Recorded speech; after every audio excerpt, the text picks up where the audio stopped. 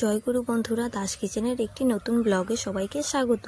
আজ আমরা রান্না করব পাঙ্গাস মাছ আলু দিয়ে পাতলা ঝোল। তার জন্য মাছটা ধুয়ে নিয়েছি আর এদিকে কড়াইটাও বসিয়ে দিয়েছি। তো কড়াইটা গরম হোক। গরম হয়ে গেছে, এখন তেল দিয়ে দেব। তেলটা একটু কড়াইয়ে ভালো করে মেখে নেব।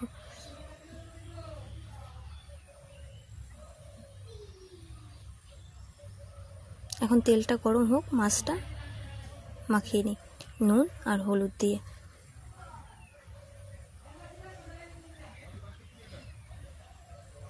মাছটা মাখানো হয়ে গেছে, আর হ্যাঁ, কাঁচা তেলও অ্যাড করেছি, তাহলে মাছটা ফুটবে না। এদিকে আমার তেল এসে গেছে, কড়াই গরম হয়ে গেছে।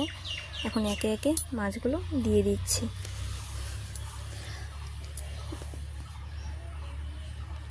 একসাথে হবে না, এখন কিছুটা ভেজে নেব, বাকিটা পরের খোলায় ভেজে নেব। আর কাঁচা তেল অ্যাড করলে কি যে কোনো মাছে, যে মাছগুলো আর কি ফোটে, নুন হলুদের সাথে একটু সর্ষের তেল দিয়ে নিলে মাছ ফোটার ভয় থাকে না। ফোটার ভয় কি, ফুটবেই না, খুব সুন্দর ভাজা হয়ে যায়। আর পাঙ্গাস মাছ আপনারা তো জানেনই কীভাবে ফোটে, দেখুন একটুকু ফোটেনি। আর মাছটা এক পাশ হয়ে গেছে, আর এক পাশ উল্টিয়ে দিচ্ছি।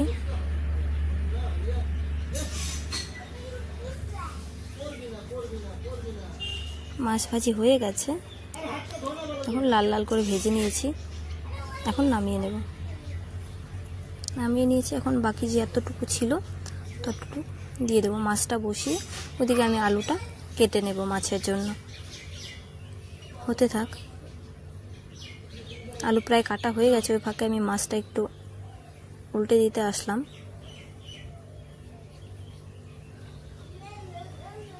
এখন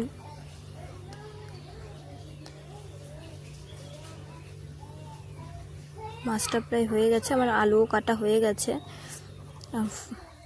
মাছগুলো নামিয়ে নিয়েছি। এখন ফোড়নে দিয়ে দেবো সাদা জিরে আর পেঁয়াজ।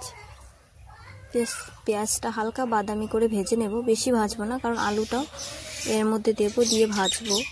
তো এখন যদি বেশি ভেজে ফেলি তাহলে পেঁয়াজটা পুড়ে যাবে, ঠিক এমন। এখন আলুটা দিয়ে দিচ্ছি। এখন আলুটা একটু নেড়ে চেড়ে নেব।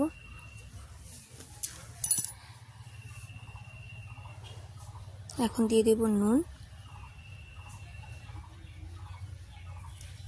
আর হলুদ। নুন হলুদটা ভালো করে মিশিয়ে নেব, ভালো করে নেড়ে ছেড়ে।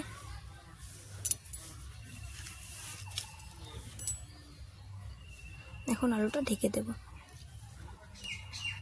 ঢেকে ঢেকে ভাজবো, তাহলে আলুটা একটু সেদ্ধও হবে, ভাজিও হবে ভালো। ততক্ষণে মশলাটা করে নিচ্ছি। মশলাতে দিয়েছি একটা পেঁয়াজ মিডিয়াম সাইজে, কিছু পাকা লঙ্কা, একটু আদা আর 2-3 কোয়া রসুন। মশলাটা করে নিয়েছি। এদিকে আমার আলু ভাজিও হয়ে গেছে।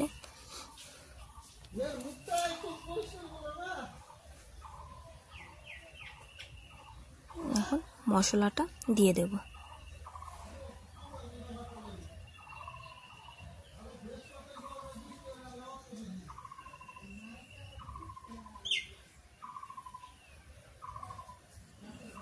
একটু জিরের গুঁড়ো অ্যাড করে দিচ্ছি।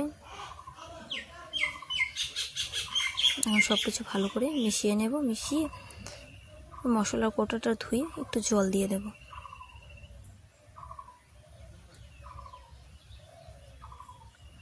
এখন ঢেকে দেব। ঢেকে দিলে সেদ্ধও হবে তাড়াতাড়ি, আর মশলার কাঁচা গন্ধটা থাকে না। হয়ে গেছে, ঢাকনাটা খুলে দিয়েছি। এখন এইভাবেই একটু নেড়ে চেড়ে আর একটু কষিয়ে নেব।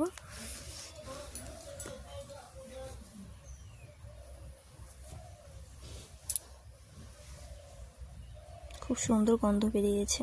এখন ঝোলের জন্য জলটা দিয়ে দিচ্ছি। জলটা ফুটিয়ে নিলে ভালো হতো, ফুটাইনি, কাঁচা জলই অ্যাড করছি। এখন ঝোলটা হতে থাক। ঝোলটা ফুটে গেছে, এখন মাছগুলো দিয়ে দেব।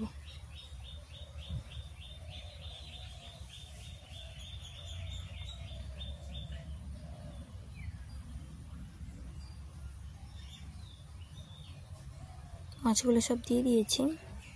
এখন আর একটু হোক, যেহেতু পাতলা ঝোল করব, বেশি জাল করব না। অনেকটাই জাল হয়েছে, এখন অ্যাড করে দিচ্ছি গরম মশলা। এখন আর একটু ফুটিয়ে নামিয়ে নেব। আর বন্ধুরা, আমাদের এই রেসিপিটা ভালো লাগলে লাইক কমেন্ট শেয়ার করে পাশে থাকো। আর চ্যানেলটা সাবস্ক্রাইব করা না থাকলে অবশ্যই সাবস্ক্রাইব করে দিও। আমাদের পাঙ্গাস মাছের পাতলা আলু ঝোল রেডি। আচ্ছা, এই পর্যন্তই, দেখা হচ্ছে পরবর্তী।